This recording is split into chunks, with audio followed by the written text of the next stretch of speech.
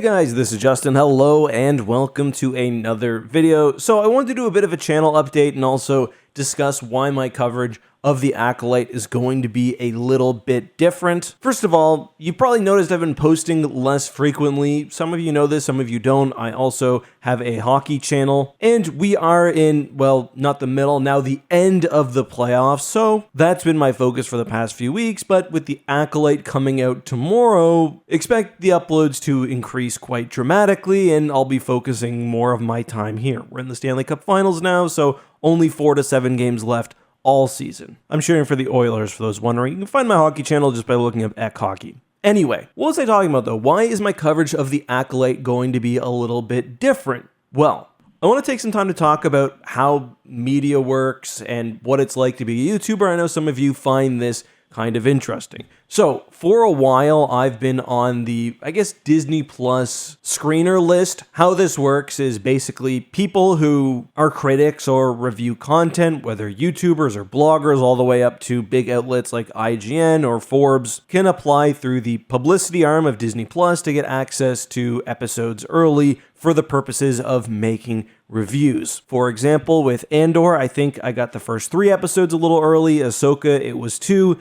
And this is really helpful because it allows me to prepare content in advance. Like, I can drop a video the day the show releases, or usually before actually, which is nice because, you know, it helps you decide whether you want to watch the content. And for me, obviously not having to scramble to prepare the night of is nice, and I can also start to prepare lore videos to drop throughout the week. This is very common for media generally. I'm also on, for example, the advanced review copy list for Star Wars novels. When you're a YouTuber, you often get, you know, invited early access to games, whatever else. It's just kind of part of the gig. The Disney Plus one was obviously the most important because that's what's driving Star Wars right now. There's sort of an application for that where you indicate audience size, how wide your content goes. And that's different than like the special creator programs where you get flown out to the red carpet or whatever else. I've never been invited to that, and I don't really care about that either. However, and you might be able to tell, I've had my access to the Disney Plus Star Wars screening program Revoked. And I started to notice this around the time of the Bad Batch, where I saw many creators, some significantly smaller than me, others significantly larger, starting to post about, I think they got at first, like the first half of the season, then they got the second half. And that would have been really nice for me because those episodes released like in the middle of the morning. I've got 3 kids, some of you don't know that, but I don't work until they go to bed. So, 7 p.m. that night. So coverage of something like the Bad Batch is very difficult because I've got to either hope that I have time to get away at some point while the kids are distracted to not just watch the episode, but actually prepare my coverage. And that just didn't happen. So it meant that my Bad Batch review videos were coming out a full almost 24 hours after most of the media publications. And it's Disney's world. They can do what they want. It's just quite frustrating, especially because the Acolyte is going to be, from like an audience interest standpoint, at a significantly higher level.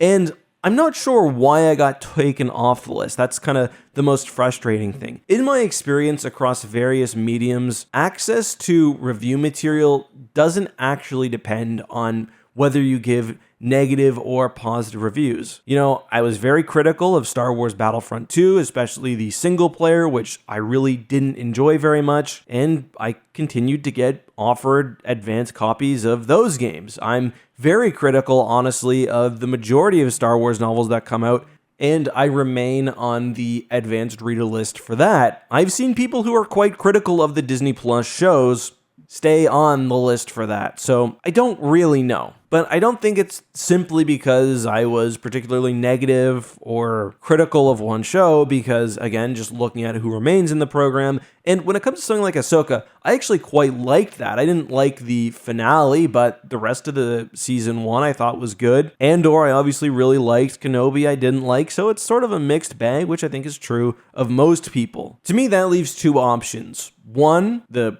program just got revamped and I didn't make the cut for whatever reason, but I kind of find that unlikely. I mean, I'm one of the larger Star Wars creators on YouTube, and I do ongoing coverage of the series, so I don't think it's that. 2, I did something that got me on their bad side, something that whoever runs the Disney Plus publicity team saw as a no-no. And what that is, I can only speculate. I actually emailed when I realized I'd been taken off the list, and the only thing that they would tell me is that I was not listed as an approved attendee.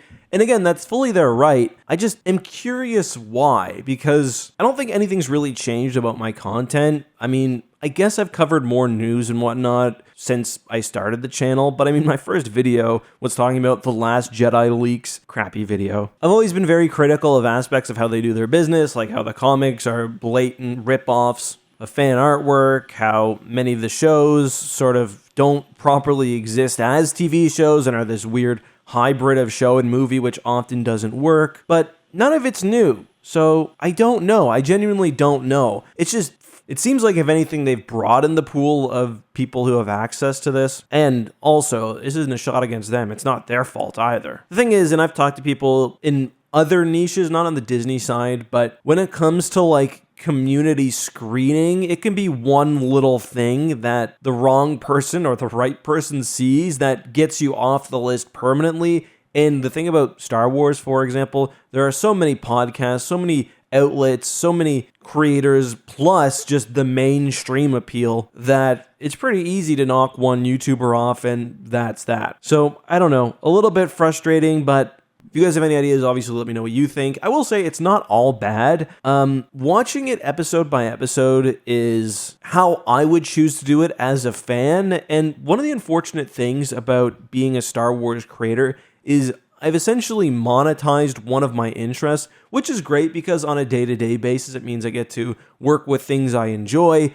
But when it comes to actually being a fan, there's always sort of work tied in. So on the plus side, watching it week by week is how I would enjoy to do it, but it also means that I'm going to be swamped when it comes to work. So I guess we'll see.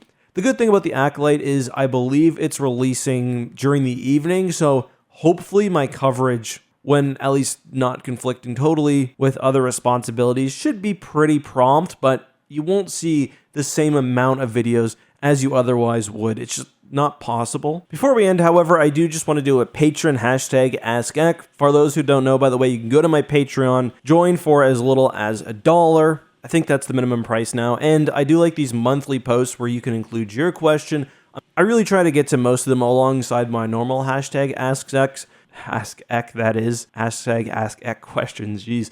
This one comes from Mike, who says, why didn't the CIS make greater use of Corvette/escort class ships in the Clone Wars TV series? From an out-of-universe perspective, it probably just has to do with small ships not appearing very well in space, but I mean, in-universe, if you look at the Navy of the CIS, they didn't really need a ton of Corvettes. The CIS Navy contained both a good mix of light vessels, like the Munificent, which despite being 825 meters long, was pretty lightly armored and used small, fast weaponry. Same with the Recusant, which was very, very common in the fleets. According to Wikipedia, it had 60 point defense laser cannons, 30 dual laser cannons, plus a ton of other goodies. So those were essentially large screening vessels contained ordinarily in the fleet. So there's no real reason to mix Corvettes alongside them, especially when you consider the fact that the CIS was pumping hundreds often of droid starfighters in each one of these ships. So your anti-starfighter capabilities are coming from, well, other starfighters.